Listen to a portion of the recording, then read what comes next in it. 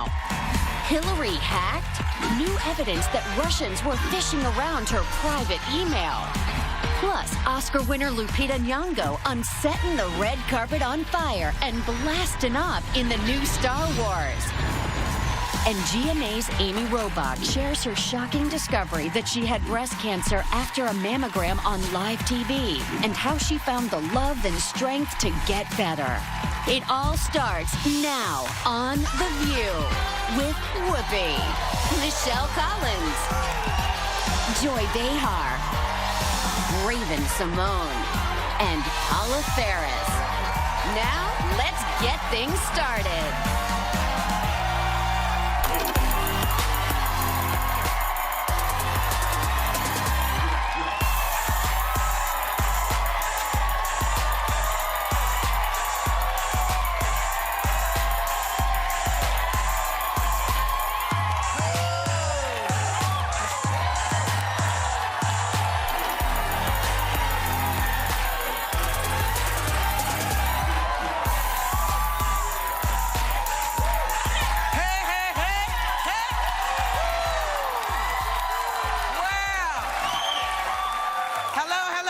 Welcome to The View, y'all. Welcome to The View, y'all. Yes. And we're all wearing pink today in honor of Breast Cancer Awareness Month. Later on in the show, GMA's Amy Robach is sharing her personal journey with breast cancer. It's an amazing story, kind of fascinating, and one I think you all can appreciate, men and women. And this is not just a woman's issue, just so you know. Men have breast cancer too. If you have breasts, you can get breast cancer. So you want to check out what's coming up. We got to start Hot Topics with this. California Congressman Kevin McCarthy. He wants to replace John Boehner as the Speaker of the House. And as Rachel Maddow pointed out last night, he might need to work on the speaker part. Take a look. This safe zone would create a stem of flow of refugees, unlike during the surge in Iraq, when Petraeus and Crocker had an effective politically strategy to match the military strategy. We have isolated Israel while emboldening places like Iran. In the past few years alone, I have visited Poland, Hungary, Estonia, Russia, and Georgia. Who is hungrier right now? Oh, no, I love that. Oh, my God. Well, and, you know, he's been a congressman for 9 years, and so maybe he was just really nervous. I think he was nervous. Maybe he had to have been, because he was reading, so maybe he was just nervous, because I can't believe that he has this kind of issue and nobody said to him, hey, let's work on this. And you're a speaker here, so... But yeah, we don't want to be jerks and say, come on, this guy, I mean, he may have just been caught up in the moment. Just because somebody can't speak doesn't mean they can't govern. You For think the Speaker of the House? But the Speaker has to be able to speak every day. But the Speaker of the House is known for these backroom deals. Yes, he's third in line behind the president and the vice president, but you have to look to Joe Biden, who I would say the majority of Americans, even if you don't agree with him, love him. He said things like... That's not the same, baby. That's not the same. I'm just saying, well, we're talking about speaking and misspeaking. We're specifically saying maybe he was nervous. Nobody's saying anything but that, but we are pointing out that, as you said, Speaker of the House is in the title. And let me also add, he has the least amount of political experience from any speaker since 1890. Thank you. So that's a long time. I have a problem with speaking sometimes. You guys know I make up words when I need to get my point across, and it's hard when you're on a. It's hard when you're on a big public forum. But like you said, he doesn't have that much experience. He's only passed 2 things, and they were name changes. The post office, something else. Like I need to figure out who else is. You know, Hungary post office. I don't know if you guys just remember. You know, Daniel Webster is somebody else in for line, and I think we need to research who else can be in that title. Paul Ryan, I didn't write a lot of people want Paul Ryan. Paul Ryan says that it's not a job for somebody with little kids. I have a little fun fact for you. You're a huge fan of House of Cards, right? I love you, Kevin. Okay, so by the way, you look lovely today, and I love the pink lipstick. But Kevin Spacey actually followed Kevin McCarthy when he was trying to research that role on House of Cards. Yes, really? Yes. Well, he missed something. You know. Is he a whip? Was Kevin McCarthy a whip? I was saying. You know, is he a whip? A whip? Yeah, that's like a nay-nay and whip. No. Oh, God. But he fouled. Yeah, I thought that was bad. Bad joke? I only one kind of joke, it's a bad one, apparently, okay? So I'm just going to stick to my role. Maybe you want to save I'm going to save it. Maybe get some help. Stick in my lane. Well, Just you guys saying. can help me. Yes, but you have to let us know you have the issue. I have admitted. And now that we do, we are going to help your ass, believe me. Please, you promise? You got it. Promise? That's right. We're all in this together. Damn it. You know what? President Obama just signed a funding bill that will avert a government shutdown until December 11th. Okay, everybody's, kind of happy about that. Congress did not approve, however, the extension of the DGROTA Act, which helps the 9/11 attack victims and the first responders. I'm sorry. These folks went running into these buildings day after day. They went through, they took all of this dirt up, and the idea that because it didn't manifest in a certain amount of time, the illness, whatever the illness happens to be, and you say, oh, it didn't come soon enough, so we're not going to cover you. Shame on us. This is shame on us. Shame. A lot of lawsuits later. It's not completely over. I know there's 70,000. They have a year. 70,000 people will be affected. They think that it will actually start cutting funding by the summer. But I think for those that didn't vote for this bill, they said we just want to review it first.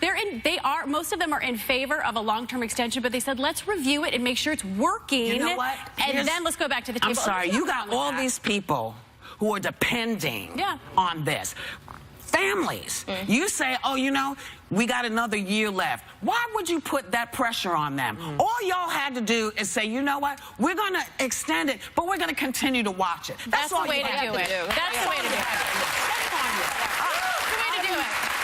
Because everybody was like, thank you for your service. Thank you for running into those buildings. Thank you for doing this. And this is how we end a thank you. We also need to show these people that we have their back. And God forbid if there's another situation like this and they have to. I mean, can you imagine, having to deal with something like this again? Why would people even want to get involved? We have to support our own. And these poor people, they have cancer, lung cancer. We go too fast. We go too fast. We go through the problem, and then we skip it over, and then we go on to the next problem. We don't stay and marinate it long enough. The American public knows this is something we can all use. It doesn't matter what your political front is. You can stand up and scream about this because this is just horrifying. The State Department just released new emails, right? And supposedly sent by Russian hackers. And they sent a bunch of emails to Hillary Clinton in infected emails disguised as speeding tickets from the DMV. Now, the police alerted everybody who received them to delete them, but Hillary never did. The Clinton administration still says that there's no evidence that her account was ever breached. I kind of think we would have known, we would have heard something by now. I don't think she actually paid attention to the account. She obviously doesn't know what's going on in that email account of hers. And she did. Thank goodness, it was a private server. It was a private server, but at the same time, she has a million people checking her emails. It's like my AOL account. I only check the ones that I know I want to get checked. She's sending emails, but like I said, it's like the ones that you create 17 million accounts. You know what you send through. Let's also add. We're not talking 17 million accounts. Here's groovy, though. The U.S. got hacked, right? They got all our business, State Department, they got all that business, but they didn't seem to get into hers, so maybe she had the right idea. But this particular hack, you guys, I mean, the New York State Police, they were warning people about it. I mean, this was something that... explain how this hack works, just so we understand. I would like to.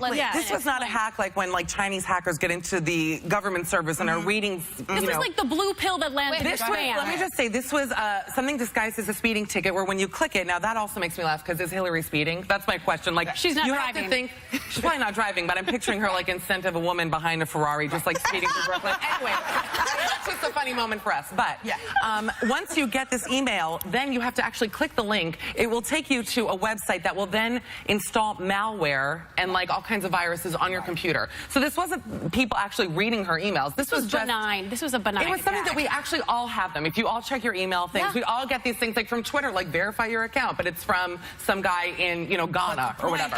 Delete trash. But let's not just think that her account was impenetrable just because this was something that we all any commercial antivirus software out there would have blocked this. Exactly. So. That's Well, a Mac doesn't have that issue. That's Windows. Yeah. And the other point is, you have issues. Again, the government's stuff got hacked. Yeah. Hers did not. I'm just pointing it out. Maybe maybe she had a good idea. Maybe she didn't want people all up in her business. And you know, she does drive on occasion. Does she? She does get behind the wheel. Oh my God. You know what? Hybrid. We're gonna go and come right back with even more hot topics because we know stuff. Next, Melania Trump speaks out on being an immigrant in America and life as a presidential hopeful's first lady.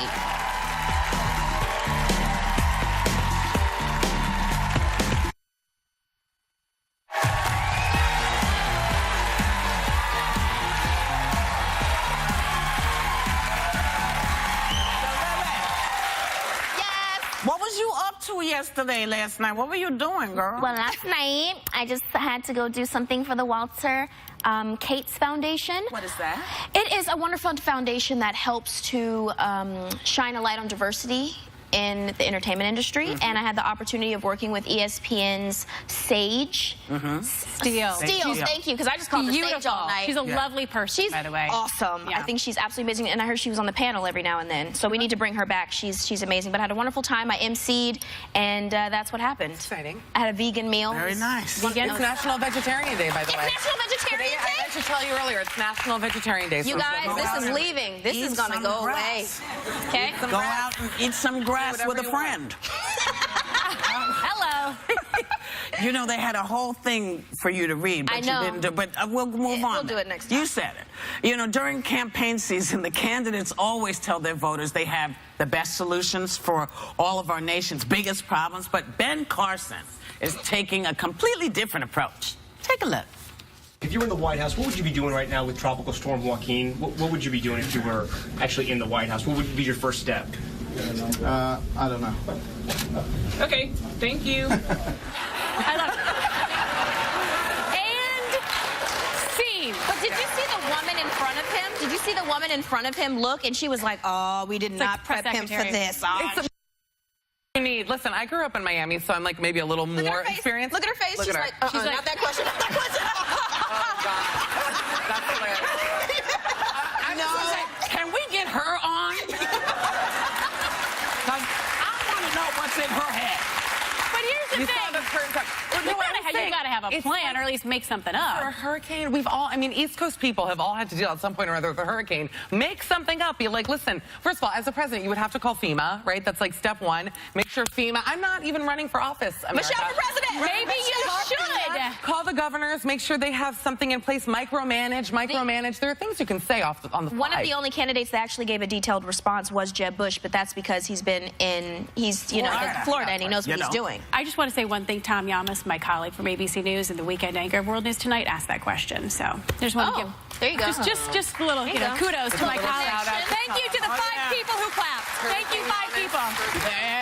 That campaign's loving you right now, Tom. And now she's identified who you are. So you can thank her. You know, speaking of candidates, candidate Donald Trump's wife, Melania, is speaking out to People magazine in a new interview where she talks about growing up in Yugoslavia before emigrating to America. She also says she's raising her son, Barron, to be a bilingual person because it's great to speak other languages, but in America, you speak English. Wow. I like their accent right there. I am an actor. I do many of them. It's amazing. You know what? Yes. I think it's very good. I think it's interesting, and of course he said some very inflammatory things about immigration, but I do think he has I am in no way excusing anything he said, but he does have a unique perspective. His wife does. She came here, and of course, when you do it the right way, and she says she did it the right way, she never even thought to break the law. And it's like a beautiful model who had like access to a lot of money. Yes. She did do it the right way. Well, everybody. there you go. As a very privileged, beautiful woman.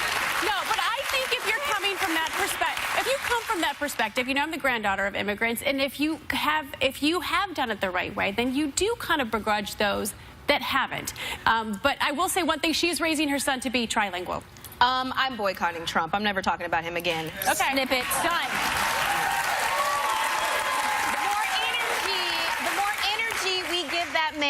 The more energy we give that man, the less we hear from the people that actually need to be running the country. Right. I know. Listen, Melania makes me laugh. I mean, she's a gorgeous girl. She married, you know, her father was actually a car dealer, which kind of explains why she fell for Trump to begin with. He's got kind of a car salesman thing going on, doesn't he? But in a good way. You know, I love my CarMax. But I do. I really do. I talk about it all the time.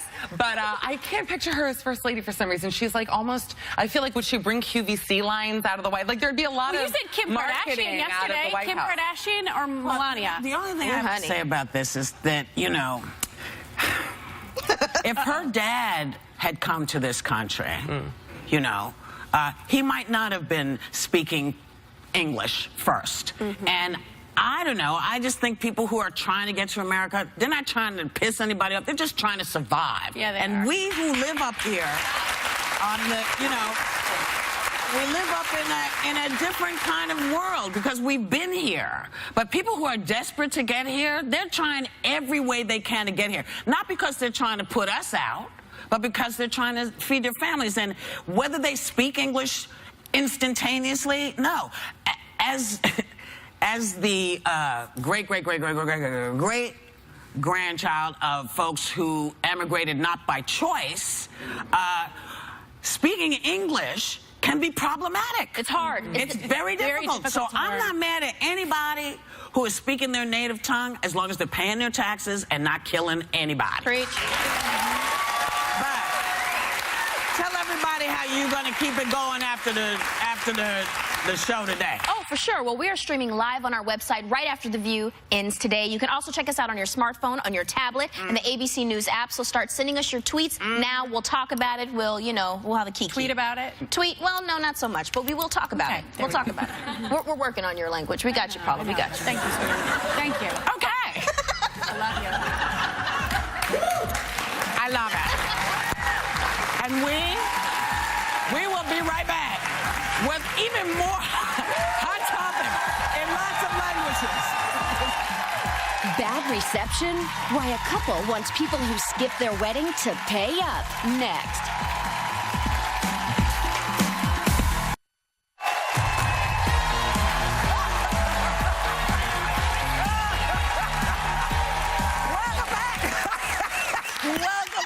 Welcome back. A Minnesota couple who recently married sent a bill to people who were no-shows at her wedding. Charging them $75.90. Now, what's the 90 cents for? $75, okay. Why you gotta take the 9? Why not just say $76? Round it up. Anyway, one of the women who said she couldn't make it after her babysitter bailed at the last minute said she has no intention of paying that freaking bill. Who sends a bill? I get it. You get it? I think this is hilarious. You know, I love wedding etiquette. It's the funniest thing. But if in the last minute, you know, it costs the bride and groom money to pay for their guests. So unless you're sending something from Tiffany's as a wedding gift, it really depends on what the wedding gift was. But don't they you better think... send a nice gift. Otherwise, you're getting a bill. Sorry. Really? I get it. But she had It's baby expensive. issues. She had baby issues. She couldn't find a babysitter. I wouldn't use that as an excuse. You could go on TaskRabbit and get a handyman to watch your kid for an hour. It's not Excuse me. You can get babysitters on apps. Do you have apps. kids? They're apps Do you for have children? Do I have children? Wait. Have you tried to get weed on an app? You don't want to get a babysitter. You don't want to get a babysitter. Can I just say, do you know how difficult it is to get a babysitter last minute? It's like impossible. But then pay the bill. That's fine. She didn't go, but just give her $75. It costs money for that salmon. It doesn't catch itself in the river. It doesn't change that they were going to give her a gift still, though. So from Twitter, right? Somebody says on the wedding bill, abso-stinkin'-lutely. I'd be offended and no one... And no, I would not pay. In my opinion, when you invite someone, you foot the bill. I can't read today. Right. Sorry, Is he single? McCarthy. I guess I'm with you today. McCarthy and I are having issues. BYOW, bring your own at the wedding. You know, I have planned my wedding since I was a baby. When I have parties, I don't ask people if they can't come. I don't ask them to pay any money because they couldn't come. I don't know. You know, those people, when you're having a wedding, you know, think about your husband or your wife or whatever. You don't need to be charging people, or don't ask ask people to come. Yep. Don't invite people if you're not prepared for them to say, listen, last minute, I can't come. Listen, I will say something. I'm going to change my tune. I'm changing my tune because I've known people, and this actually does make me crazy. See, I was doing it to, like, get everybody upset, but I've known, and I did it. See, I did it. You did. But I've known people who've charged for people to come to their baby showers. Like, come to my baby shower, What? $25. And my eyeballs, it was like in Beetlejuice. They were, like, in my mouth. I was like, stop. Like, you cannot charge people to come and then bring baby gifts also. So you guys, people are animals. I just think want to we all know say that the picture that we just saw a little minute ago about this was actually the couple that canceled, not the wedding people themselves. It was exactly the couple that canceled. Good I you just had said to that. I was clarify judging that. them. You were. It's good Oh, you said I that. judge and then don't judge. But you guys, like you said, I'm inviting you to something that I want you to come to. Yeah. I shouldn't charge you for it. No. Or just don't have an An extravagant wedding because you're invitation. probably gonna get divorced later anyway. Sorry. The divorce rate is up. Don't be mad. That's why you should read my book when it comes out. I have a copy. I know you do. You know, yeah. And who better to tell you about relationship advice than somebody who doesn't do it well?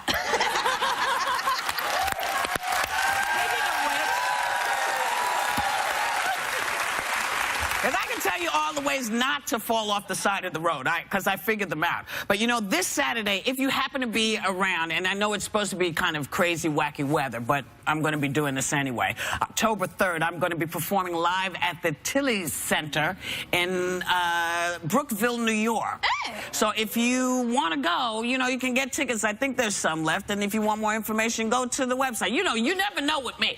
Sometimes you walk out, it's a full house. Sometimes it's like crickets. You never know. And we will be right back with one of the most amazing women on the planet, Oscar winner Lupita Nyong'o. Before she blasts off in this year's most anticipated blockbuster, Oscar winner Lupita Nyong'o is having a blast live on The View next.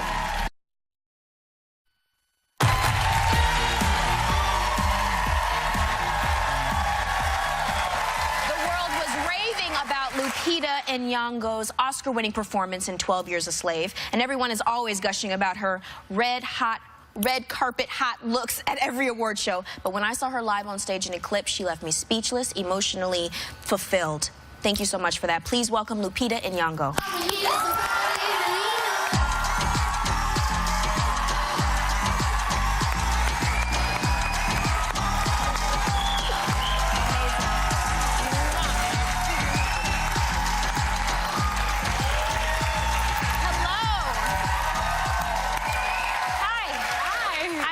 To finally meet you in person. So am I. You are spectacular. Let's do first and foremost. First of all, you can wear anything because your body is sick. So what are you wearing?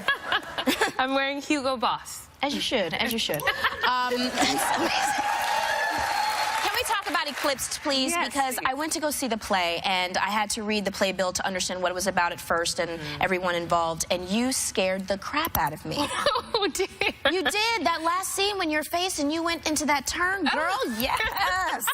So Can you explain the play, please? Sorry. Well, it's a play about women in the Liberian Civil War, and it's written by Danai Gurira, who's an amazing actress as well as a playwright. And I play the girl who is the newest and youngest sex slave that is being held captive by a rebel commander. And it's about these women and how they deal with the situation of war and what war does to who they become.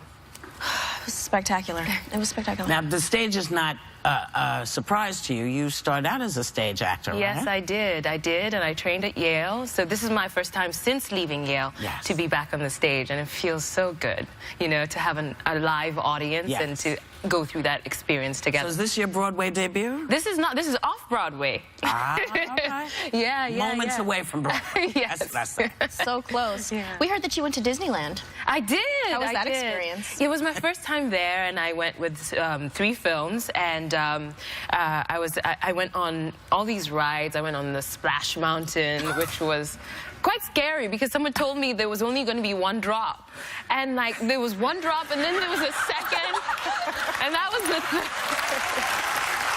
That's hilarious. That's hilarious. Yeah. That was great. And you were at Disney for what film projects, can I ask? Star Wars, Jungle Book, and Queen of Cutway. Star Wars. I'm a fan of Star Wars, and I'm also a fan of Jungle Book. That's exciting. Who are you playing in Jungle Book? Raksha, Mowgli's mother, Really? wolf mother. Yeah. I love it. That's great. You look so... She's... It's very rare to see her sort of stumped and fan out like she's doing now. This is a real true talent in an actress, and you don't come across these a lot. Normally it's fluff, but this girl right here is like... Thank you.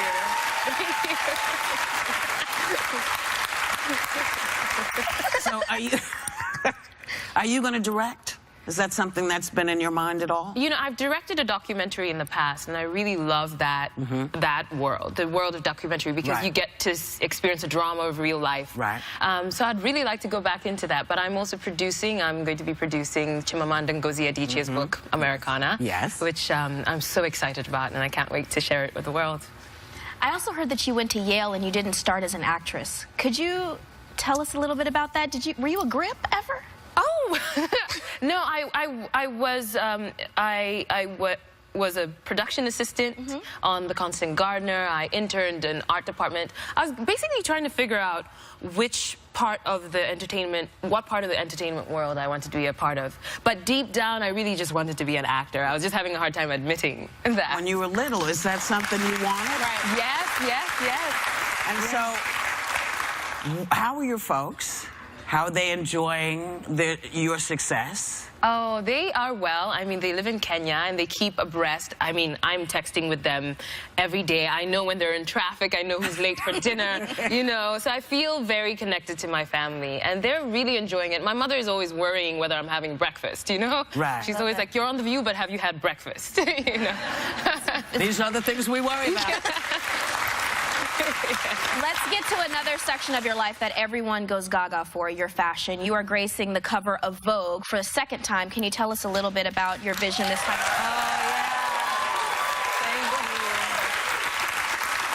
This was it was one of the most memorable shoots for me and interview experiences. I mean, I was wearing couture, and it felt so good to be wearing all these handmade pieces that have been made with so many hands and so much care. I mean, I felt really, really beautiful in this shoot. And Mert and Marcus, whom I've worked with many times, who are the photographers, they made me feel at home, and it was just such a spectacular experience. I can't wait for a clothing line from you. Thanks to Lupita and Nyong'o. You can see her in Eclipse at the Public Theater here in New York City. We'll be right back. Next, GMA's Amy Robach opens up about discovering she had breast cancer after a mammogram on live TV and how she fought to get better.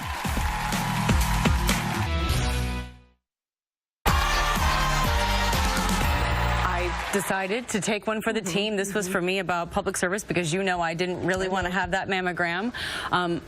And just a few short weeks later, words I never expected to hear, I was told that I have breast cancer. And that was Amy Robach announcing that she had breast cancer in front of millions of people on live TV on Good Morning America. It was a stunning moment that shook everyone in the ABC News family and a whole lot of you as well.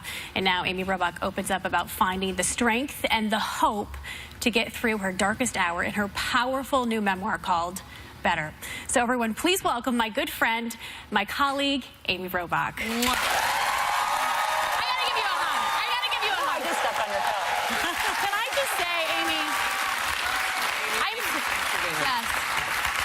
I'm so proud of you. I remember 2 years ago, so it's been 2 years since the diagnosis, but 2 years ago today that I had my mammogram on live national television. Amazing. October 1, Breast Cancer Awareness Day. Yeah, you had your annual Oktoberfest at your house, and you were telling us that you had a follow-up, and you were just really casual about it, but how are you doing today? You went through 8 rounds of chemotherapy, a double mastectomy. You have a smile on your face. You're as beautiful as ever. Thank you so much. I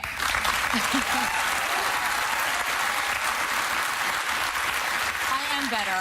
You know, that day when I walked into the Mamma Van 2 years ago today on October 1, the only thing I was worried about was how it was going to look and how it was going to feel. I was not worried about the results. And the whole time that I was worried about things that did not matter, I had 2 malignant tumors inside of me. The cancer had spread to my lymph nodes, and I was completely oblivious to the fact that I could have cancer. I had no family history. And I think so many women, we put our health on the back burner because we're worried about the other people in our lives, our children, and we just think that couldn't happen to me. And I am here to tell you that it can. And if it weren't for Robin Roberts, I wouldn't have gotten that diagnosis, and I would not be where I am today, better, stronger, and in the best possible health. That's wonderful.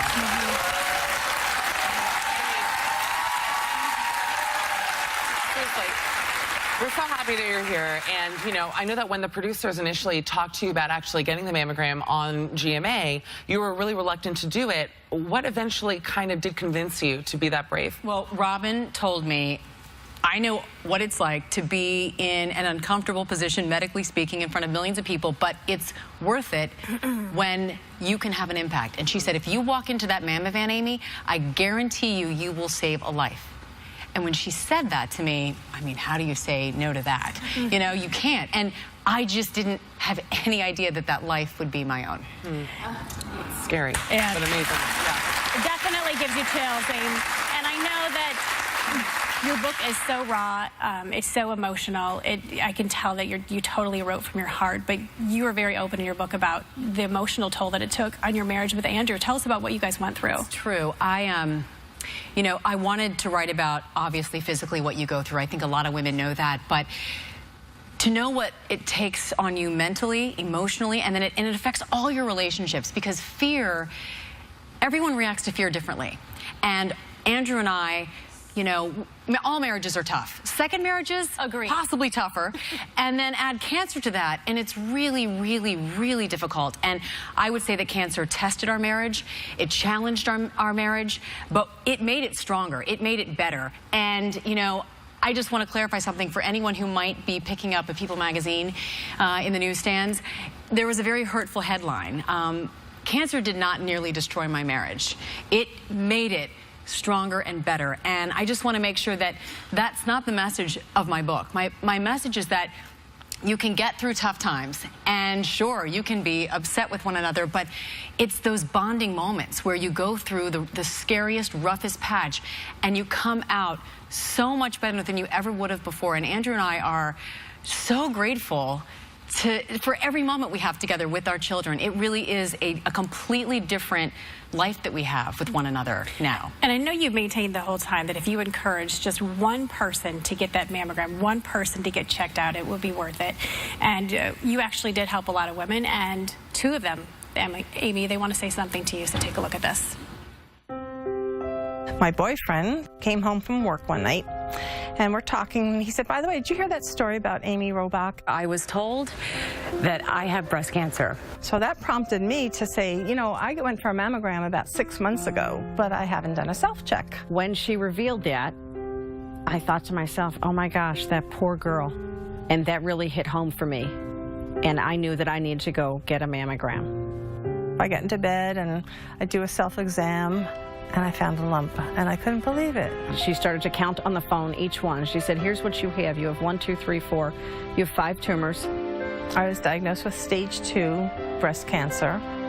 It was determined that the best course of treatment, and actually the only course of treatment for me, was a mastectomy. After my mastectomy, I had 4 months of chemotherapy, and I went through 6 weeks of radiation every single day. The other day, I was watching Amy Robach on TV, and I told my daughter, she was sitting on my lap, I said, see that lady right there? She helped Mommy. And she has boo-boos, too. She has boo-boos? I said, yes, but we're all okay. Amy doing this story and bringing it out in the public and prompting me to think about myself and saying, yes, I've gone for mammograms many times, but doing it at that time, I feel like Amy saved my life. Amy, I love you. I don't even know you. But I appreciate your bravery. And because of you, I got to make it to my daughter's birthday party for her 2nd birthday, healthy. That's what happens when somebody says, hey, you should go get a mammogram. And maybe you should. Amy?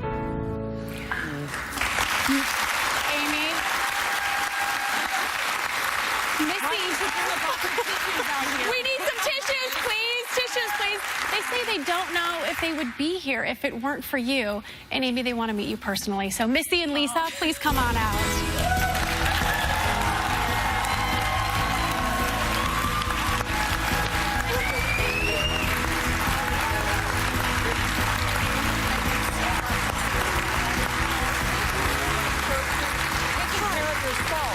you. Thank you. Thank you. Come on in, ladies. Ladies, over here. Let's hear what you needed to do.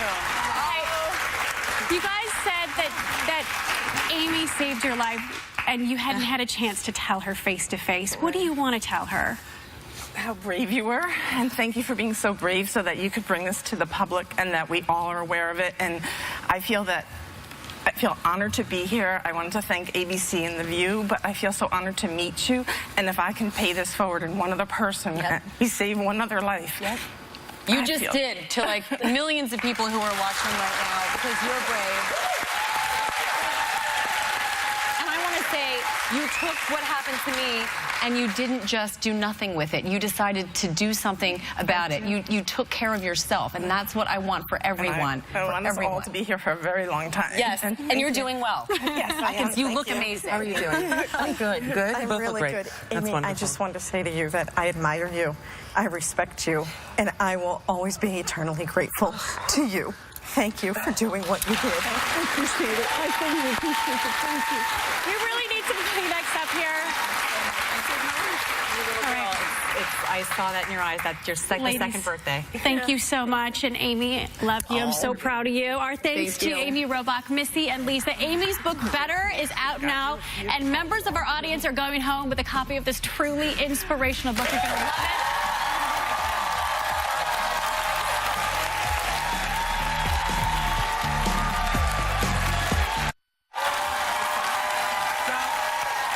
Supposed to let you know that Amy's going to stick around for your after show. Oh, good. We have such a good time on the after show. I know you do. Tell everybody about it. All right. So the thing is we stay after, and we stream live at abc.com/theview. So get there, because I'm reading slow because it's going slow. Now, because trust me, anything can happen. You can also stream on our smartphones, on your tablets.